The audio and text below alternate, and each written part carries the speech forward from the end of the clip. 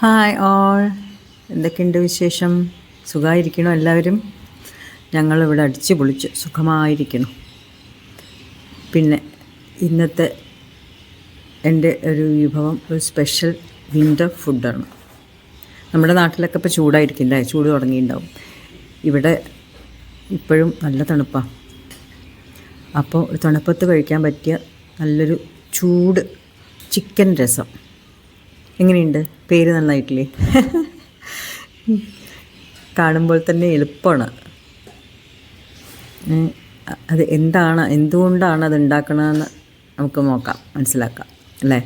ഒരു സ്പെഷ്യൽ ഇൻഗ്രീഡിയൻ്റാണ് അതിലുള്ളത്.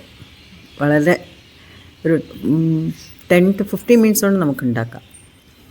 അപ്പോൾ അതിൽ ഞാൻ മെയിനായിട്ട് ചേർക്കുന്നത് രസം പൗഡർ.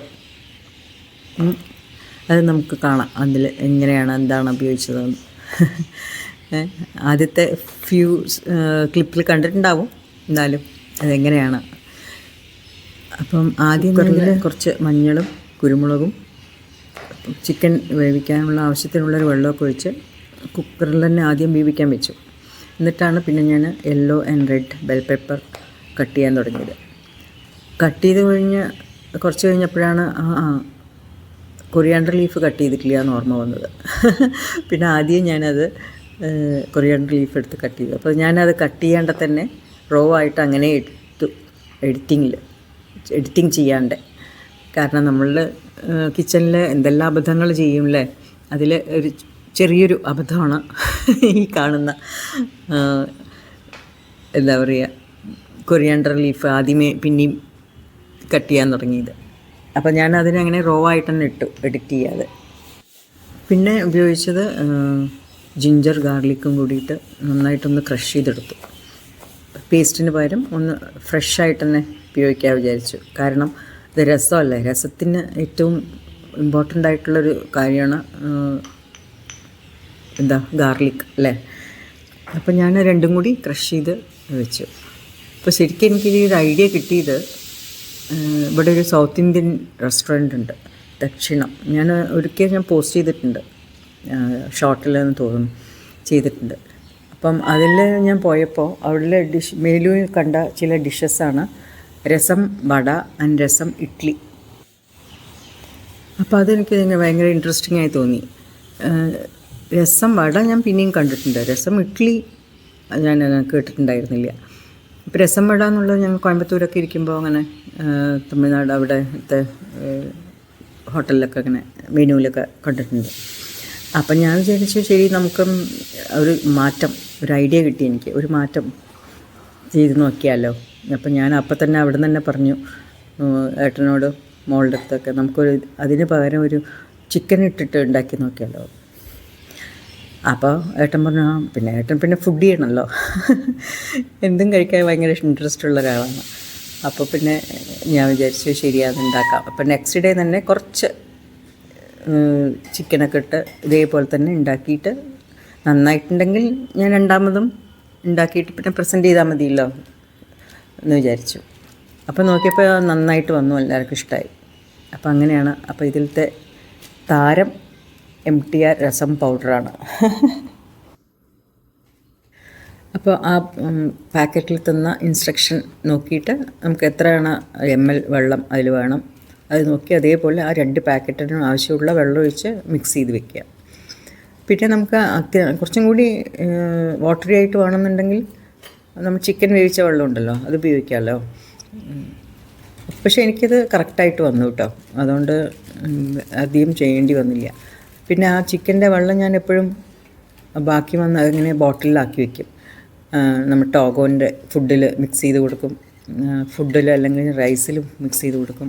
അപ്പോൾ ഇന്ന് കുറച്ച് റൈസിൽ മിക്സ് ചെയ്തിട്ട് അവന് കുറച്ച് ചിക്കൻ പീസും എഗ്ഗ് ബോയിൽ ചെയ്തത് കൂടിയിട്ടാണ് കൊടുത്തത്. അവിടെ ഇങ്ങനെ അതിൻ്റെ സ്മെല്ല് കേട്ടിട്ട് തേരാപാര നടക്കുന്നുണ്ട് എന്നൊക്കെ പറഞ്ഞിട്ട് ഫുഡ് ആവശ്യമുണ്ട്.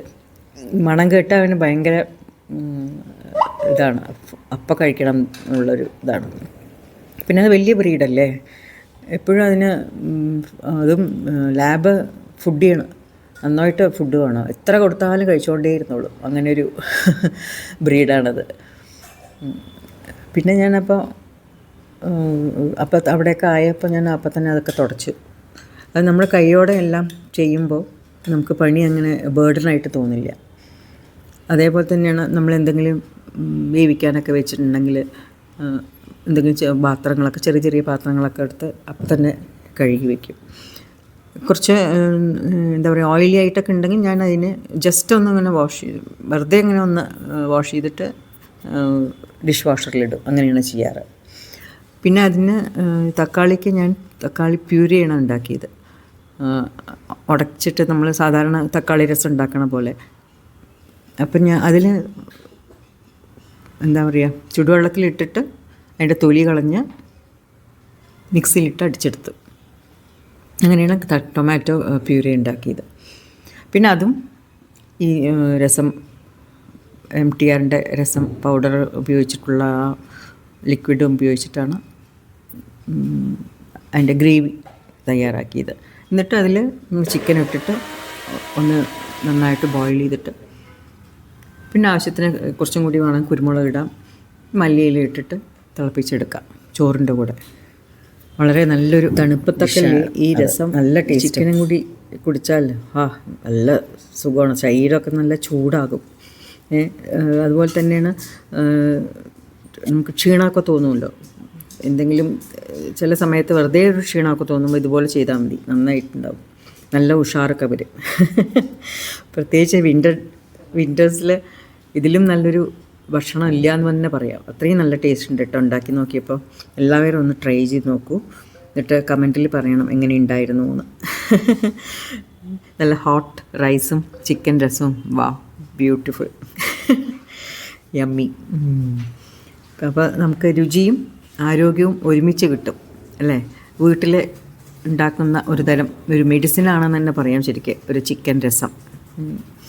അപ്പോൾ ഈ ചൂട് നമുക്കൊരു ശരിക്കും ഒരു മരുന്നാണ്. ചിക്കൻ്റെ ചൂടും രസവും ചൂടും ആണല്ലോ ശരിക്കും.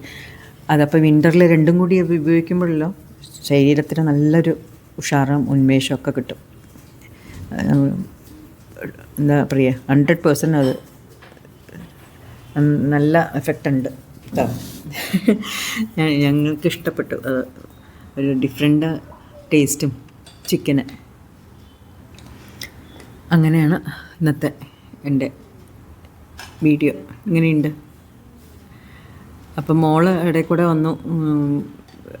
മോൾക്ക് ടൈമായി. ഓഫീസിൽ എന്താ പറയുക 2 മണിയാകുമ്പോഴേക്കും മീറ്റിംഗ് തുടങ്ങും. അപ്പോൾ ആയില്ലേ എന്ന് വെച്ചിട്ട് ഇടയിൽ കൂടെ മോള് വന്നു.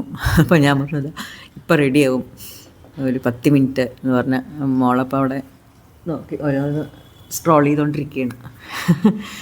അങ്ങനെയാണ് എൻ്റെ ഇന്നത്തെ ഈ ഒരു കൊച്ചു വിഭവം. നന്നായിട്ടുണ്ടോ? കേട്ടിട്ടുണ്ടോ? നിങ്ങൾ ഉണ്ടാക്കി നോക്കിയിട്ടുണ്ടോ? ഉണ്ടെങ്കിൽ കമൻറ്റിലൊന്ന് പറയണേ. അപ്പം ഈ ഒരു കൊച്ചു ബ്ലോഗ് ഇഷ്ടപ്പെട്ടാൽ തീർച്ചയായിട്ടും ലൈക്ക് ചെയ്യണം, സബ്സ്ക്രൈബ് ചെയ്യണം. അപ്പോൾ അത് ഫുൾ കാണണം. എന്നാലേ അതിൻ്റെ ആ ഒരു ഓരോ സ്റ്റേജിൽ നമ്മൾ ചെയ്യുന്നത് മനസ്സിലാക്കാൻ പറ്റുള്ളൂ.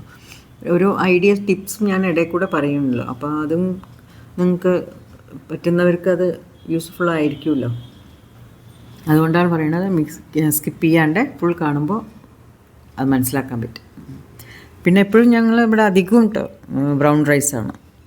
മാക്സിമം ഡേയ്സും ബ്രൗൺ റൈസ്, അതിൻ്റെ കൂടെ കിനുവ, അല്ലെങ്കിൽ വെറും ബ്രൗൺ റൈസ്, അല്ലെങ്കിൽ വെറും കിനുവ. പിന്നെ ഇടയ്ക്കാണ് കൈമ ചോറുകൊണ്ട് അരി കൊണ്ട് ഫ്രൈഡ് റൈസൊക്കെ ഉണ്ടാക്കുക. അപ്പോൾ എങ്ങനെയുണ്ട് എൻ്റെ ചിക്കൻ രസം? അടിപൊളി അല്ലേ? ചോറിനൊപ്പം ഇതൊരു സ്വർഗം തന്നെയാണ്.